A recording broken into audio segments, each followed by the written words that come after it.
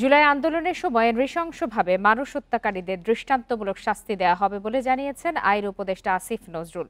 দুপুরে নারায়ণগঞ্জে শহীদদের নামে নির্মিত প্রথম জুলাই শহীদ স্মৃতিস্তম্ভ উদ্বোধনের সময় এসব কথা বলেন তিনি।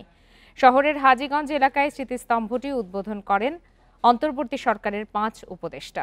এ সময় শহীদদের আত্মত্যাগের কথা স্মরণ করেন তারা। নারায়ণগঞ্জে শহীদদের নামে নির্মিত হলো দেশের প্রথম জুলাই শহীদ স্মৃতিস্তম্ভ। সোমবার দুপুরে নারায়ণগঞ্জের হাজীগঞ্জ এলাকায় স্মৃতিস্তম্ভটি উদ্বোধন করেন আইন উপদেষ্টা আসিফ নজরুল, পরিবেশ উপদেষ্টা সৈয়দা রিজওয়ানা হাসান সহ অন্তর্বর্তী সরকারের 5 উপদেষ্টা। এ সময় আইন উপদেষ্টা ডক্টর আসিফ নজরুল বলেন, আন্দোলনের সময় শিক্ষার্থী ও সাধারণ মানুষকে বীভৎস কায়দায় হত্যা করা হয়েছে। এছাড়া জুলাই হত্যাকাণ্ডে যারা মামলা করছে তাদের সর্বোচ্চ নিরাপত্তা দেওয়ার আহ্বান জানান তিনি।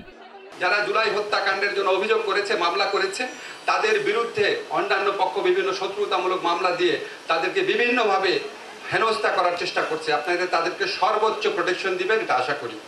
গণ অভ্যুত্থানের শহীদদের স্মরণ করে পরিবেশ উপদেষ্টা সৈয়দা রিজওয়ানা হাসান বলেন, নারায়ণগঞ্জে 56 জন শহীদ হয়েছে।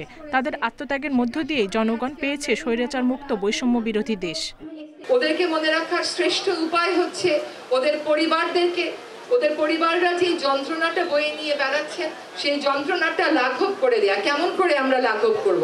আমরা লাঘব করব হচ্ছে দলীয় স্বার্থ ব্যক্তি স্বার্থের ঊর্ধ্বে দাঁড়িয়ে।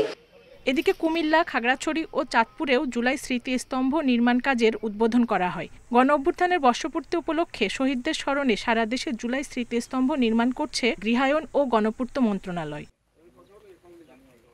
Independent news.